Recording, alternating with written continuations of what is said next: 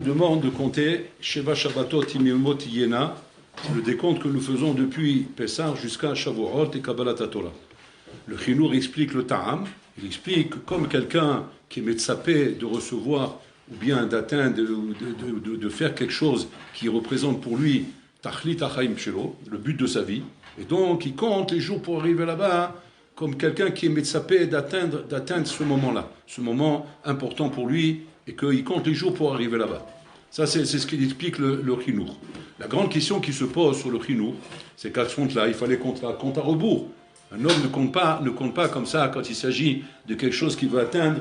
Il ne compte pas d'une manière, comment dire, il ne compte pas d'une manière 1, 2, 3, 4, 5.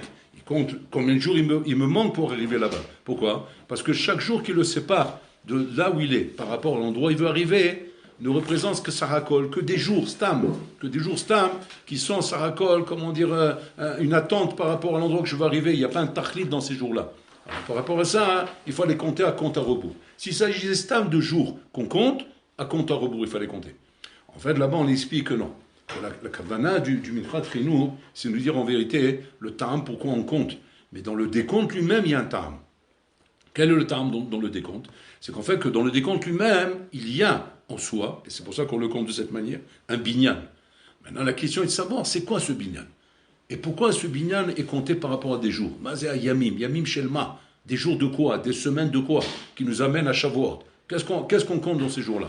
Alors sur cela, les Chachamim nous expliquent qu'en fait, qu'on compte là-bas, bidiouk, ce qui est comme la chose qui représente la valeur extrême, suprême, vis-à-vis de la Kadosh Baruch Hu.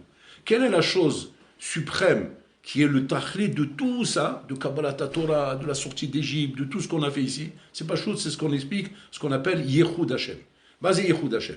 Yechud Hashem, c'est le niveau qu'un homme atteint lorsqu'il a compris le tachlit de la vie. Ma tachlit shel hachaim, Yechud Hashem.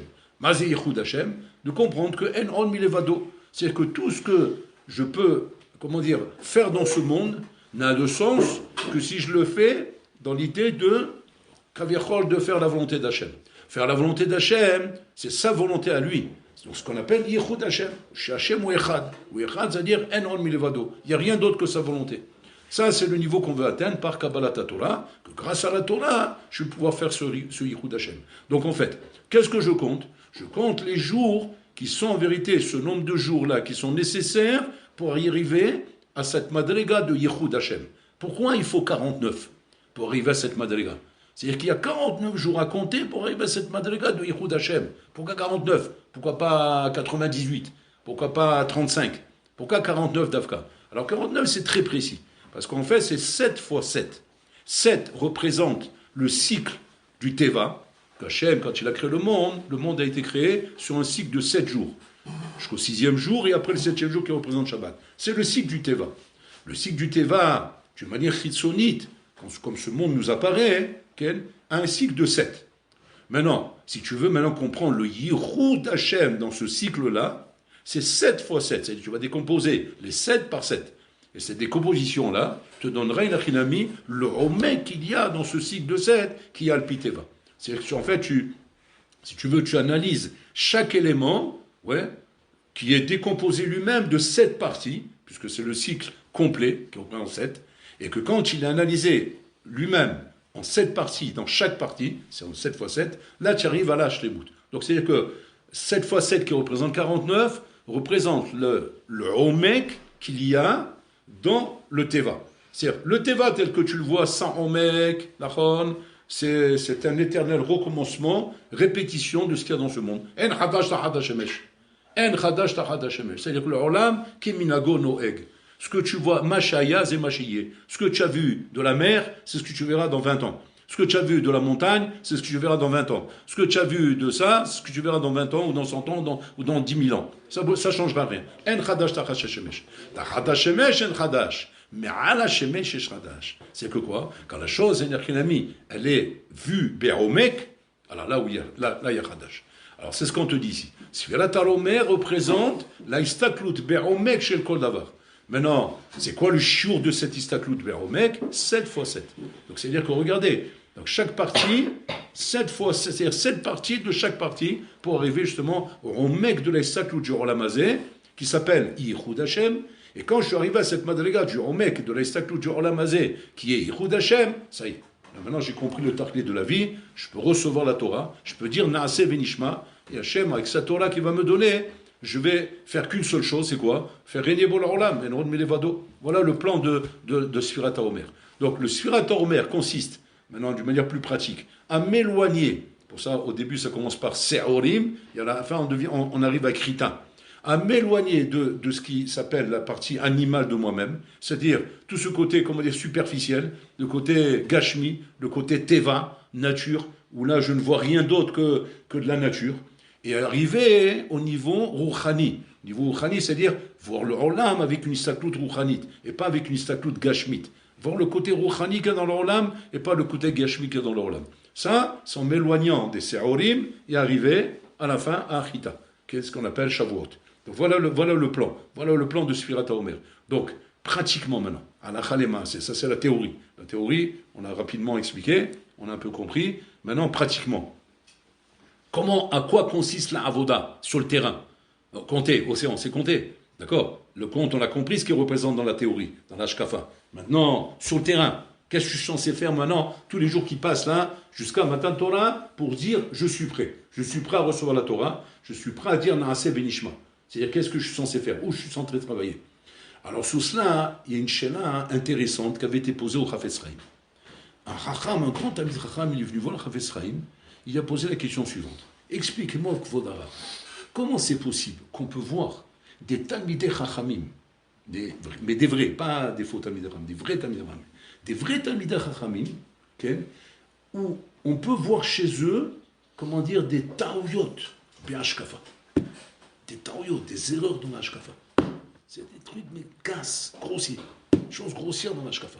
Comment c'est possible, chose pareille? Comment un homme peut se remplir de Torah, comme s'il pose la question au Chafetz Chaim, être rempli de Torah, c'est qu'il a rempli toutes ses cases.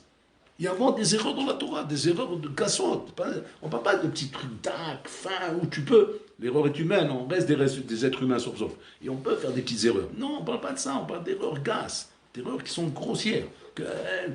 En ayant la shkafa de Torah, en ayant une Torah dans sa tête, quand on est bien rempli, hein, si on n'est pas rempli, bon, ben c'est normal qu'on fasse des erreurs. Parce qu'il te manque ça. Tu t'es pas rempli de toute la Torah. Alors, c'est normal que tu fasses des erreurs. Par inconnaissance, tu fais des erreurs, par inconscience. Mais quand tu connais tout, parce que là, il parle de vrai Talmidei Chachamim, je suis dit, quand la Torah coule. Et comme malgré tout, tu font des erreurs. Et vous avez d'avoir cassé. Alors le Chafetz Chaim lui dit, je vais te dire d'abord le faux pshat, après je vais te dire le vrai pshat. Le faux pshat, c'est de dire que quoi? C'est parce qu'en fait, il a fait une akdama comme ça. Il a dit, quand tu entends un Chacham parler, et tu vois que ce Chacham, dans la discussion et le discours qu'il est en train de faire, il est en train de dire quelque chose de gasse. Quelque chose qui est bizarre. C'est Merovat. Merovat, ce qu'il est en train de dire. C'est faux. Comment il peut dire une chose pareille? Il est en train de dire quelque chose, qui est Merovat al Pitola. On a tendance, comme ça dit le Chafetz Chaim, à réagir de deux manières. À se dire comme ça. Imanafshar. Soit il s'avère qu'il ont mis de galet par le Yevoud qu'il vient de dire, par l'erreur qu'il vient de dire, qu'en fait, ce n'était pas un Talmid Chacham, comme je croyais. Ce n'est pas un Talmid Chacham. C'est-à-dire, jusqu'à aujourd'hui, je croyais que c'était un Talmid Chacham. Jusqu'à aujourd'hui, je l'ai entendu dire ça, j'ai compris que ça y est. Voilà.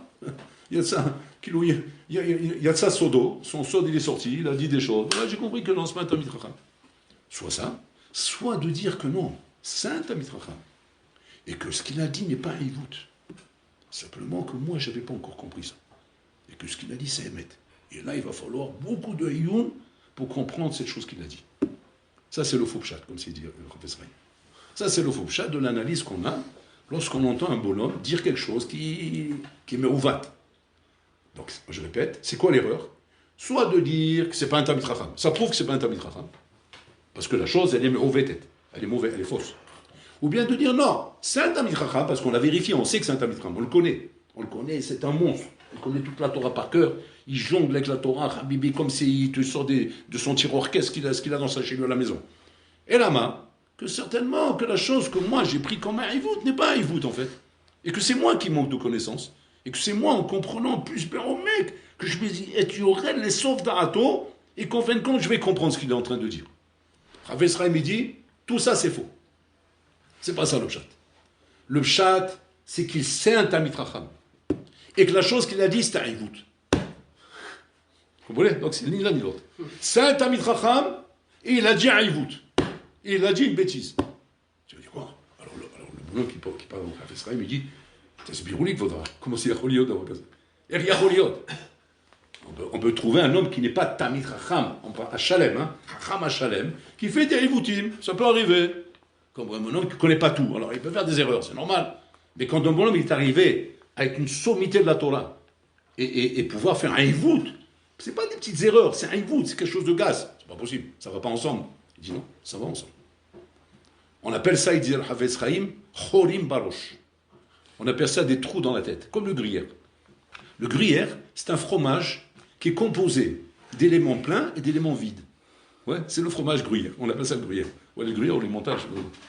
Bon, peu importe, hein, les montagnes. Ou le gruyère, c'est le gruyère, hein, c'est comme ça, il y a des trous dedans, comme ça. Quand elle est petit, on disait c'est la souris, elle est venue manger le. Ouais, en vérité, non, il est fabriqué comme ça, il y a des trous dedans. Et c'est ça le gruyère.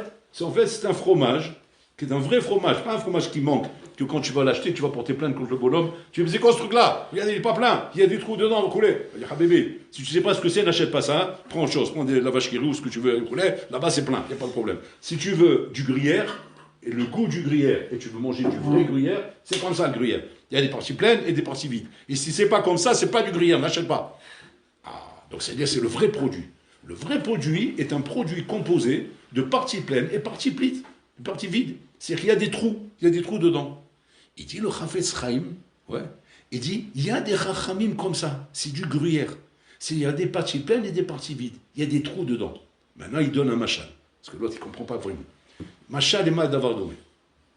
Il dit Machal a un nagar. Nagar, c'est un menuisier. Qu'il avait 2 planches. Et ces 2 planches, pour faire un meuble, il fallait qu'il les associe ensemble et qu'il les colle ensemble. Très bien. Donc il regarde bien la planche, qu'elle soit bien lisse, bien comme il faut, pour que les surfaces puissent être collées ensemble. Parce que si jamais il y a quelque chose qui dépasse ou quoi, le collage ne va pas bien marcher. Et à cause de ça, avec le temps, ça va s'ouvrir. Très bien. Donc il regarde bien tout le long. Hop, il voit un truc qui dépasse, dans une des planches. Très bien. Il réfléchit comme ça, le nagar.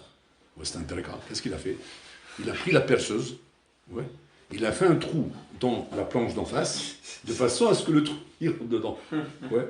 S'il y avait là-bas un bonhomme hacham, un professionnel de la nagaroute, qu'est-ce qu'il aurait dit? Il dit, Ahmar Boriko, prends le rabot, ouais, le rabot c'est pour raboter, et rabote la partie là-bas où il y a ce truc qui dépasse. Et maintenant, ça sera lisse, si tu feras bien coller tes trucs. Mais on ne fait pas du boulot arabe comme ça. On ne fait pas des trous pour que les trucs ils rentrent dedans. C'est pas du boulot. C'est vrai qu'ils seront collés de cette manière, mais c'est pas comme ça que ça marche. En tout cas, lui, comme ça, il a réfléchi. C'est ce genre de chachamim, comme ça il dit le Chafetz Chaim. Il dit, c'est vrai que Atzada Shavesh et Bahem, entre le chacham, que tout est bien raboté, le chacham qui n'est pas raboté, c'est qu'en fin de compte, les planches se collent parfaitement. Ça se colle parfaitement. Après, on va expliquer c'est quoi les planches. Mais la différence entre les deux, c'est quoi? C'est qu'il y en a un que lui, il n'a pas raboté, il a laissé, comment dire, l'appendice sortir là-bas et rentrer dans le trou qu'il a percé en face, et l'autre, il a raboté, il a bien collé. Maintenant, le Rav dit, maintenant je m'explique ce que je veux dire. Ça, c'est le machal, le nimsha. Le nimsha, c'est comme ça. C'est que, il y a des fois, hein, chez le bonhomme, ouais, un esprit, des fois, malheureusement, avec des évoutim. Des évoutim qui proviennent de ses midotes. Les midot chez un homme créent des ivoutim. Il crée des appendices qui dépassent. C'est des bosses comme ça qui dépassent. Maintenant, où est-ce qu'il les ressent, ces ivoutim? Où est-ce qu'il se met à les ressentir? Parce que les maasés, ils sont parfaitement intégrés dans son être, dans sa personnalité. Mais ça ne dérange pas. Ça ne dérange pas. Comme le bonhomme, par exemple, qui est coléreux, qui va dire « Moi, je suis un homme très calme. Seulement, il ne faut pas m'énerver. » C'est-à-dire qu'il n'a pas de problème avec son appendice. Lui, il fait dépendre ça, qu'on ne m'énerve pas. Je suis un bonhomme très calme, mais il ne faut pas m'énerver, etc. C'est-à-dire qu'en fait, il ne faut pas que je me confronte avec ma mita. Maintenant, où est-ce que l'homme va se sentir confronté avec la mita? Lorsqu'il va se trouver face à la Torah, tu lui montres qu'il a un problème. Genre, il va se regarder dans la glace. Et là, il va voir effectivement qu'il a un problème. Mais tant que tu ne l'as pas mis en face d'une glace, il ne va pas comprendre qu'il a une verrue sur le nez, ou qu'il a une carotte là-bas pleine de poils comme ça, qui dépasse du nez. Il rigole, tout ça, il ne comprend pas pourquoi les gens se moquent de lui. Mais en fin de compte, il regarde dans la glace, regarde ce qui est sur ton nez, tu vois ce que je veux dire, j'ai trouvé une solution pour ça, tu peux pas rester comme ça, couler. Donc là, il se rend compte. La Torah, en vérité, c'est le miroir. C'est le miroir qui te montre, tu as un problème ici à donner. Tu as un problème ici. Il a fait, maintenant, on va rentrer dans le machat du Chafetz Chaim. Tu as 2 menuisiers. Tu as le menuisier qui fait le vrai travail professionnel, et tu as le menuisier qui fait le travail de Mohammed. Ouais. Le menuisier qui fait le travail professionnel, le miroir lui a montré qu'il y a un problème ici. Qu'est-ce qu'il fait? Il rabote. C'est quoi? Il est métakan l'amida, pour être en accord avec ce qui est marqué dans la Torah, et pour pouvoir s'accoler à la Torah. Il travaille la Torah. Tu as le bonhomme, il dit non, je n'ai pas de problème en fait. Parce que ça, je peux te l'expliquer de cette manière. Qu'est-ce qu'il fait en fait? Il a percé un trou dans la Torah, ouais. Il a fait un trou là-bas, il t'a rentré la pénis à l'intérieur.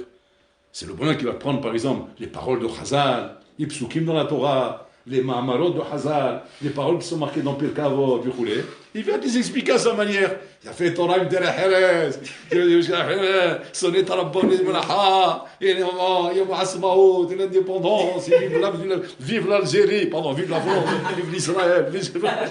C'est-à-dire, mais qu'il sort le bonhomme, il fait un amalgame de tout, mais tout au nom de la Torah. À Kol Birshut la Torah. Tout Birshut la Torah. Il n'est pas question, Chaz Shalom, de se détourner de la Torah. Au contraire, elle est belle, la Torah, elle est magnifique. Simplement, il s'agit de l'adapter. L'adapter à nos midotes, l'adapter à ce qu'on est. On a des problèmes, il faut qu'on adapte la Torah à nos midotes. Ou bien, tu vas toi t'adapter à la Torah. Pas la Torah, tu vas l'adapter à toi. Toi, tu vas t'adapter à la Torah. Mais non, c'est une grande nafkamina. Adapter à la Torah, moi, c'est quoi? Ben, c'est percer des trous dans la Torah pour s'adapter à moi. M'adapter moi à la Torah, ben, c'est raboter. C'est corriger mes midotes. Ça, Sfirat Omer. Sfirat Omer, bon alors là, mais tu dis attention, Habibi. Tu sors d'Égypte, très bien. Tu as fait Pessah, impeccable. Tu es sorti d'Égypte. Maintenant, tu sais où tu vas? Je ne sais pas où je vais. Tu vas recevoir la Torah maintenant. Il a fait. Combien de temps? Dans 40 jours. 49 jours. En 49 jours, 50e jour, tu reçois la Torah. Maintenant, sache une chose.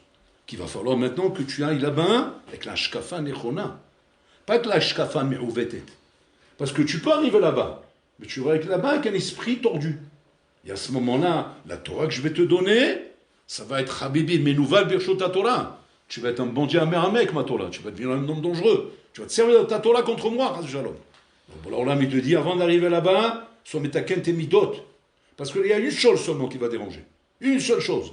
Tout le reste, la Torah s'en occupe. Elle va t'apprendre. La Torah va t'apprendre tout ce que tu ne sais pas. Tout en ignorance, on va te l'enlever avec la Torah. Il y a une chose qu'on ne peut pas ranger avec la Torah. C'est quoi? Tes midot. Tes midot, si jamais Chaz Shalom elles sont mauvaises, tu vas prendre la Torah et tu vas la déformer, Chaz Shalom. Donc qu'est-ce qu'il faut pour ça? Sfirat Omer. Compter l'Omer. Compter l'Omer, c'est quoi? C'est pas Stam savoir compter. Aujourd'hui, 1, 2, 2, il donne un 3, il donne un 4, et après 5, et après 6. Ils font le compte et le bonhomme, il est content qu'il a battu le record qu'il n'a pas oublié un jour. Voilà comment les gars. Hazak au ballot. C'est-à-dire, avant le Maas, il est arrivé là-bas, Habibé, avec un truc comme ça, Elephant Man, il va faire un trou dans la Torah. Vas-y, je savais tous ces décomptes que tu as fait. Les Bataras, Stam les Bataras, tu as fait le décompte. Et là, comprendre, donc il faut vraiment travailler comme un tornit. Un tornit, Habibi, un homme doit savoir quels sont mes ivoutim, c'est quels sont mes midot raot, quelles sont les choses que je sais d'avance que je vais me confronter à la Torah. Je sais d'avance que j'aurai un problème là-bas avec la Torah. J'aurai un problème avec cette Torah. Et comme on le sait de toute l'année. Mais là, c'est le moment propice pour travailler. Toute l'année, c'est comme ça. Mais là, maintenant, c'est le moment propice. Comme on sait très bien que dans chaque moment, dans chaque moed, il y a une siyata d'ishmaya particulière pour t'aider dans ce domaine. Donc là, il y a une siyata d'ishmaya particulière pour être metaken non midot, pour recevoir la Torah les chatrila, comme il se doit. En fait, Kabbalat ta Torah bifnei atzma, en soi-même, est automatiquement le tikkun de ta neshama. C'est pas que quand on dit Torah Tavlin, mais c'est Torah Tavlin. Torah Tavlin, a comme que quand tu vas travailler tes midot et tu vas étudier la Torah, au contraire, la Torah va t'aider à comprendre les midot que tu as. Pourquoi? Parce que tu vois bien que ça marche pas. Un bonhomme, il comprend pas des fois. Pourquoi j'arrive pas ici? Pourquoi là j'ai du mal? Pourquoi cette loi me dérange? Pourquoi cette mitzvah me dérange? Pourquoi là j'ai... C'est tes midot qui dérangent, il n'y a rien qui dérange. La planche, elle colle pas, tu comprends? Mais pourquoi elle colle pas? Parce que la Torah, en te demandant une chose comme ça, elle te fait comprendre qu'il y a un problème chez toi, il y a un truc qui dépasse. Qu'est-ce qu'il faut? Il faut le raboter, il faut le corriger. Il ne faut pas faire un trou là-bas pour que ça rentre dedans. Et c'est ça, la baya. Donc à partir de là, on a compris maintenant. On a compris c'est quoi la voda de Sfirat Omer. Donc Sfirat Omer consiste à mettre en place Rabotai, maman chacun pour soi, un cahier, un carnet, l'homme chanema, roulé, avec bien la liste de ses midot, et commence à se dire, voilà les problèmes que j'ai, voilà les choses qu'il faut que je rabote, voilà les choses qu'il faut que je corrige. Si toute l'année c'est quelque chose de difficile, et que pour que j'ai une midot, ça prend normalement une vie entière, ouais, là il y a une siyada d'ishmaya particulière, pendant cette période, Shachem Pashut Ozer Lecha, Abba l'Eter Mesaim nous. Hachem, il aide tous les bonhommes qui viennent mettre leur midot pour recevoir la Torah Kedosha. Donc c'est-à-dire que des midot où normalement une vie entière ne te suffira pas, là tu peux être zoché pendant ces 49 jours, mamash, simplement en ayant une bonne volonté, une vraie volonté, bon alors et que quand tu reçois la Torah avec des midot tovot, alors automatiquement à ce moment-là, il y a une réparation totale, un tikkun shalem qui t'amène à recevoir la Torah et pouvoir après avancer mamash avec une vie mitoukenet. Mais c'est ça le yesod essentiel, Rabotai. Le yesod essentiel qui n'est pas simplement un problème dans la pratique de la Torah. C'est pas simplement un problème dans les halachot ou dans les lois. Non, c'est pas ça. C'est le problème essentiel, c'est le problème de tes midot. C'est pour ça qu'on dit bien Sheva Shabbatot Temimot. Temimot, la chante Tamim, sur parfaite. C'est-à-dire c'est 7 semaines qui représentent en vérité le décompte de tes 7 midot. Bon, Al-Pi Kabbalah, il y en a qui font le Cheshbon bien comme il faut, avec Chesed, Gvura, Tiferet, qui représentent en vérité les midot essentiels, parce que toutes les midot qu'on a en vérité s'inscrivent à travers ces 7 midot-là, qui sont Chesed jusqu'à Malchut. Ça s'inscrit à l'intérieur. Bon, ça c'est plus Al-Pi Sod, mais les Maaseh. Concrètement, chacun, il a devant lui ses midot. Il sait très bien quels sont les problèmes auxquels il va être confronté par rapport à la Torah. Il sait très bien que quand la Torah, elle va me dire par exemple, je sais pas moi, et que moi je suis atzlan et que j'arrive pas à m'asseoir devant une Gemara, alors je sais que je vais avoir un problème avec ça. Alors qu'est-ce que je dois faire? Je dois faire tchouva sur ça, me corriger là-dessus. Un homme, il sait qu'il a un problème de parler la shonara, c'est une pipelette. Il ne peut pas s'empêcher de parler la shonara. Il voit que la Torah, elle a dit, l'otel rachil be'amecha, ne parle pas de Midichan, ne parle pas de la shonara. Ah, je sais que j'ai un problème à ce niveau-là. Ah, ça l'est à Ken, il faut que pas que j'avance comme ça, comme si rien n'était, et comme si ça ne devait pas me déranger, et comme si je pourrais recevoir la Torah en ayant ce problème-là. D'avoir casé. Si tu fais ça, et tu arrives à Matan Torah, à Shavuot, comme malheureusement on le fait tous les ans, et sans avoir même pas effleuré un peu de correction sur nos midot, on ressemble, comme il dit le Chafetz Chaim, à ce Talmid Chacham Me'uvat, qu'il a des trous et qui fait des trous pour que ça rentre. C'est une erreur fondamentale, qui fait qu'un homme comme ça, toute sa vie, ne changera jamais. Mais pourquoi Parce que la période propice pour changer, c'est celle-là. Après, le travail se fait toute l'année. Mais grâce au fait que tu l'as entamé maintenant. Donc, il faut entamer ce travail pendant le Homer. Et pendant le Homer, quand ce travail est entamé, alors il peut aboutir après par la suite. Mais un d'avoir casé, que ce travail pourra aboutir par la suite, en le faisant après, alors que tu ne l'as pas fait au moment propice. Il y a un moment propice pour ça. C'est cette période-là, qui est un moment propice pour le Olam. Il est là, mamash, pour t'aider, parce qu'il voit qu'effectivement, tu veux te ranger, tu veux te corriger. Au moins, tu as repéré tes midot. Il a fait. C'est déjà une belle étape. Une belle étape d'avoir repéré ses midot. Donc là, voilà, je souffre de ça, de ça, de ça. Ça, c'est en désaccord avec ta Torah.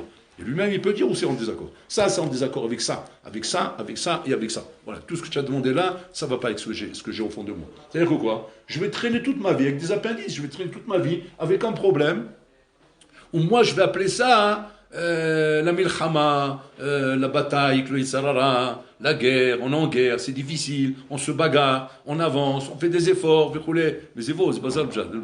C'est pas la guerre ou la bataille ou n'importe quoi. C'est que pas chou, tu n'as pas fait le travail. Tu peux pas maintenant, dire que la Torah, tu la pratiques, la Torah, tu la respectes, si tu n'enlèves pas les choses qui dérangent la Torah. Il faut que tu sois... Maintenant, tu vas me dire, mais c'est difficile. La France, c'est difficile. On n'a pas dit le contraire. Seulement pour cela, qu'est-ce qu'il faut?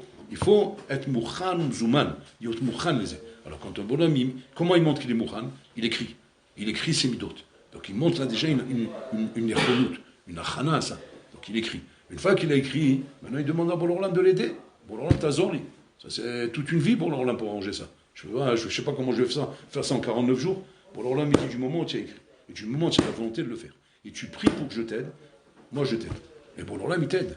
Il te donne la Torah, et maintenant, ce qui va se passer, c'est quoi la nafkamina? C'est que comme ce travail il a été fait au moment où il fallait, mais mamash besha'a tova, besha'a anechona les, alors automatiquement, cette siyad d'Ishmaïa va t'accompagner après toute la vie.